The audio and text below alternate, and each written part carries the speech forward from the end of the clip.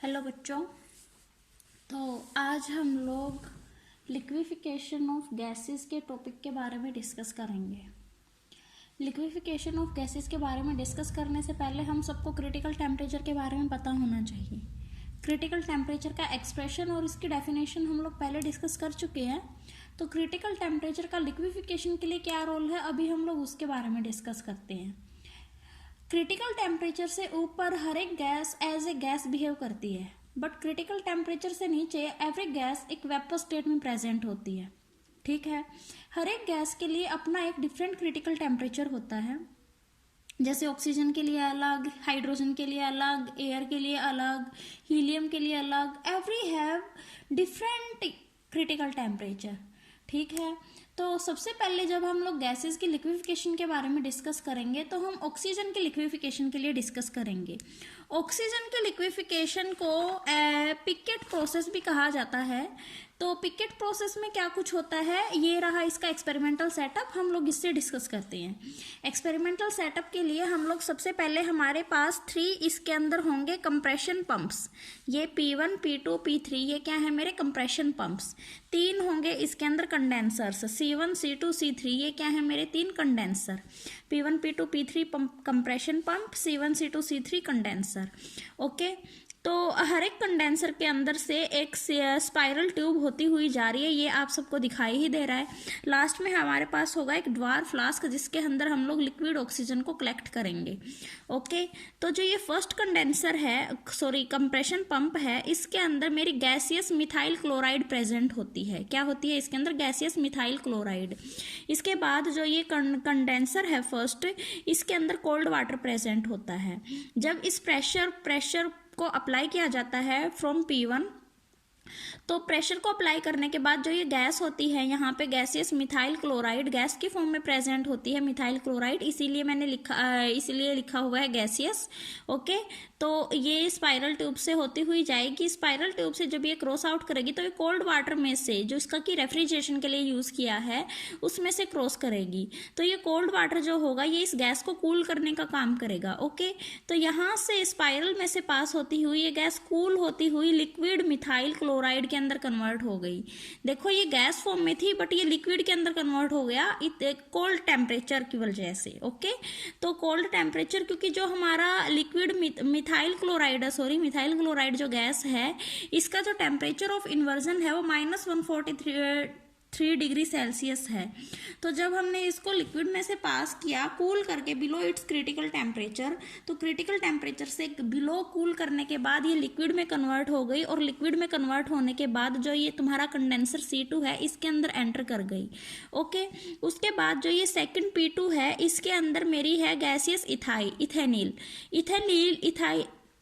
इथेलीन जब प्रेजेंट है, तो जब हम इसको प्रेशर आउट करेंगे, कंप्रेस करेंगे इथेलीन को P2 की हेल्प से, तो ये स्पाइरल ट्यूब C2 के अंदर एंटर कर जाएगी। C2 के अंदर एंटर होने के बाद यहाँ पे जो ये लिक्विड मिथाइल क्लोराइड थी, हम लोग इसके टेम्परेचर को -90 डिग्री सेल्सियस तक कूल करते हैं।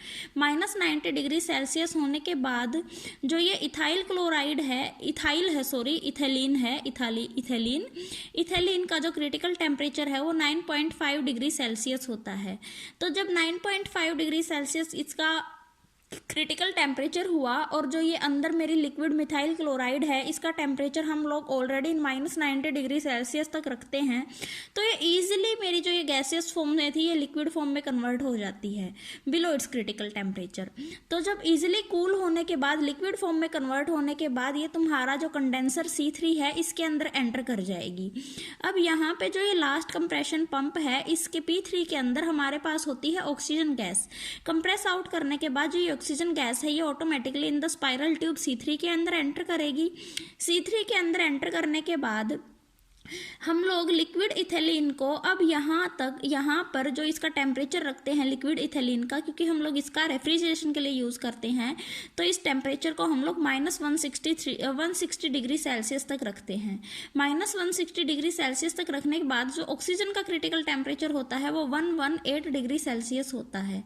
तो जब ये ऑक्सीजन गैस अपने क्रिटिकल टेम्परेचर से बिलो से यहाँ से क्रॉस आउट करेगी, तो यहाँ से क्रॉस आउट करने के बाद ये ऑटोमेटिकली जो ये ऑक्सीजन गैस थी ये लिक्विड फॉर्म में कन्वर्ट हो जाएगी, और लिक्विड फॉर्म में कन्वर्ट होने के बाद हम इसे द्वार फ्लास्क के अंदर कन्वर्ट कर लेंगे, ऑब्टेन कर लेंगे, कलेक्ट कर लेंगे, दैट्स इट। और जो उसके बाद यहाँ पे ये तुम लोगों को दिख रहा है, ये क्या है कि जो तुम्हारा बाई चांस गैसियस फॉर्म में जब ये यहाँ पे आया था लिक्विड मिथाइल क्लोराइड C2 के अंदर आई थी, तो बाई चांस अगर इसके अंदर कुछ इवेपोरेटेड फॉर्म में है गैस तो वापस से ऊपर P1 के अंदर चली जाएगी, और यहाँ अगर कुछ लिक्विड इथेलिन है इवेपोरेटेड फॉर्म में तो वो वापस से P2 के अंदर चली जाएगी। इसका ये रोल था। तो दैट्स इट, ये था मेरा कंप्लीट एक्सपेरिमेंटल सेटअप। तो उसके बाद हम लोग इस सेटअप की हेल्प से एयर को भी इजीली लिक्विफाई कर सकते हैं, बिकॉज एयर का क्रिटिकल टेम्परेचर होता है -140 डिग्री सेल्सियस। और यहाँ पे जो ये लास्ट सेटअप था, लास्ट कंडेंसर था, इसमें हम लोगों ने टेम्परेचर लिया था -160 डिग्री सेल्सियस, जो कि -140 डिग्री सेल्सियस से लेस हुआ। तो इसीलिए हम लोग इसी सेटअप की हेल्प से एयर को भी इजीली कन्वर्ट कर सकते हैं लिक्विड फॉर्म में। Okay, that's it. ये क्या था मेरा लिक्विफिकेशन ऑफ ऑक्सीजन। ठीक है, अब उसके बाद सेकंड हम लोग डिस्कस करेंगे liquefaction of air by Linde's method. ठीक है, तो इसके लिए जो मेरा एक्सपेरिमेंटल सेटअप होगा वो ये दिया हुआ है, ऐसा होगा एक्सपेरिमेंटल सेटअप। इसके लिए जो मेरा प्रिंसिपल होता है ये सबसे पहले तो मेरा डिपेंड करता है जूल थॉमसन कूलिंग कपल्ड के ऊपर डिपेंड होता है। इसके अंदर जो मेरी वाटर होती है वो कूल्ड गैस, एक वाटर कूल्ड गैस से सफ़र किया जाता है जूल थॉमसन एक्सपेंशन को, और उसके बाद एक नोजल अप्लाई किया जाता है, और नोजल की हेल्प से हम लोग जो कूल्ड होने के बाद जो एयर होती है उसे कलेक्ट कर लेते हैं अपने पास। तो सबसे पहले एक बार इसके सेटअप के बारे में डिस्कस करेंगे। सेटअप के बारे में डिस्कस करने के लिए हम लोगों ने 2 कंप्रेशन पंप लिए, एक लिया P1 और एक लिया P2। P1 और P2 क्या है, मेरे 2 कंप्रेशन पंप हैं। इसके बाद एक कंटेनर लिया जिसके अंदर से कि एक स्पाइरल ट्यूब C1 आई, एक स्पाइरल ट्यूब हम लोगों ने ली C2। C1 और C2 मेरी 2 स्पाइरल ट्यूब्स होंगी। एक कंटेनर के अंदर हम लोग वाटर लेंगे जब C1 मेरी क्रॉस आउट करोगी, और एक कंटेनर के अंदर फ्रीजिंग मिक्सचर होगा जब C2 मेरी वहां से क्रॉस आउट करेगी। ओके, थर्ड यहाँ पे ये एक बॉक्स लिया गया है, कंटेनर, जिसके अंदर की KOH का लिक्विड सॉल्यूशन लिया गया है।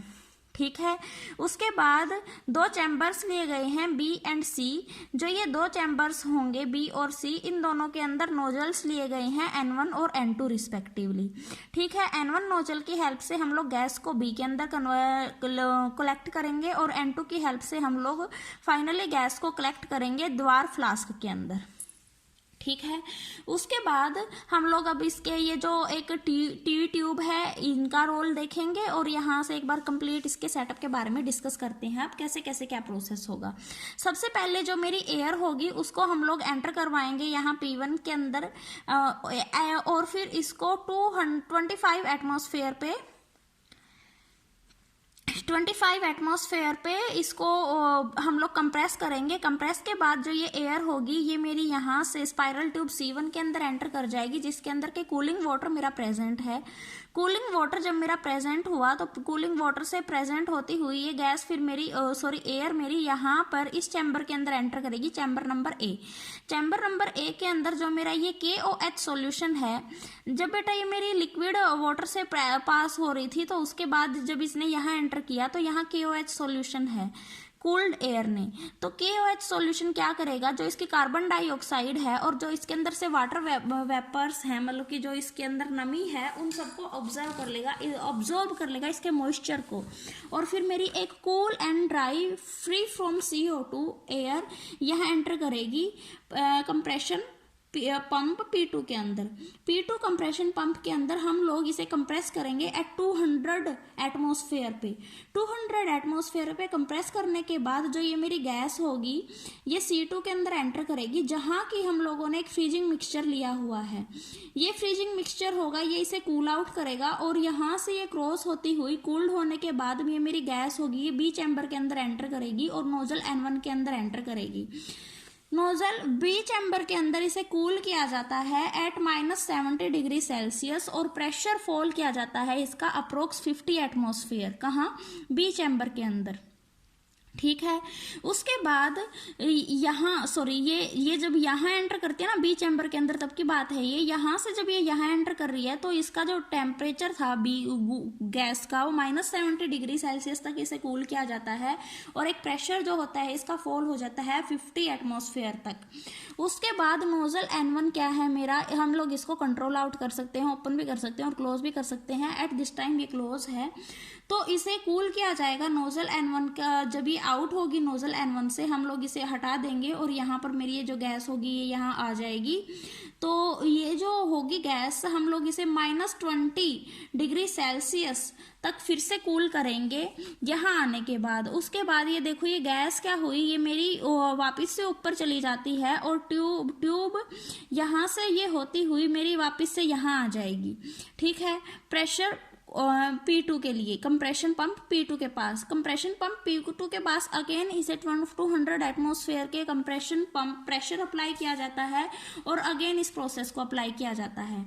ये प्रोसेस मेरा जब तक अप्लाई होता है जब तक कि N2 नोजल को फिर मतलब कि जो ये मेरी गैस है ये अप्रोक्स -250 डिग्री सेल्सियस का टेम्परेचर अटेंड नहीं कर लेती।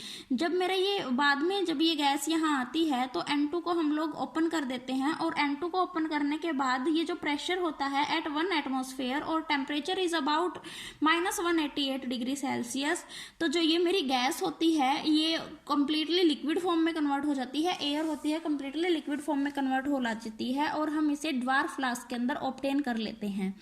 That's it. ये क्या था मेरा process for liquefaction of air. Okay, Linde's method.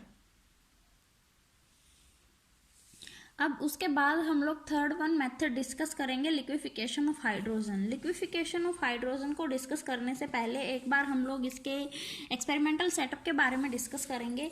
Experimental setup में हम लोग एक कंप्रेशन पंप लेंगे जिसका कि नाम होगा P। उसके बाद चैम्बर्स लेंगे different A B C D E, 5 हम लोगों ने चैम्बर लिए, और इन 5 चैम्बर्स के अंदर C1 C2 C3 C4 C5 5 मेरी स्पाइरल ट्यूब्स अप्लाई की गई हैं। ठीक है। उसके बाद लास्ट में इसको ड्वार्फ फ्लास्क के अंदर कलेक्ट कर लिया जाता है, और यहाँ पे ये EP एक एग्जीक्यूशन पंप भी अप्लाई किया जाता है। ठीक है, जो कि प्रेशर को मेरा रिड्यूस करता है बाद में जब हमें ज़रूरत होती है तब। उसके बाद हम लोग इसके बारे में एक बार डिस्कस करेंगे। तो सबसे पहले जो हाइड्रोजन गैस है वो वहाँ से इनपुट हुई, तो इनपुट होने के बाद हम लोगों ने अप्रोक्स 200 एटमॉस्फेयर पे प्रेशर अप्लाई करने के बाद इसको यहाँ से कंप्रेस किया, और कंप्रेस होने के बाद जो ये गैस थी ये मेरी C1 स्पाइरल के अंदर, इट मीन्स A चैम्बर के अंदर एंटर कर गई।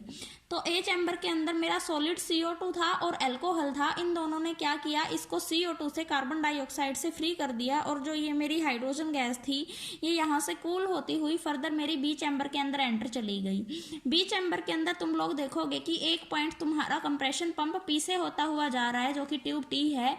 यहाँ से बार बार हाइड्रोजन गैस को 200 एटमॉस्फेयर अप्लाई करते हैं हम लोग प्रेशर।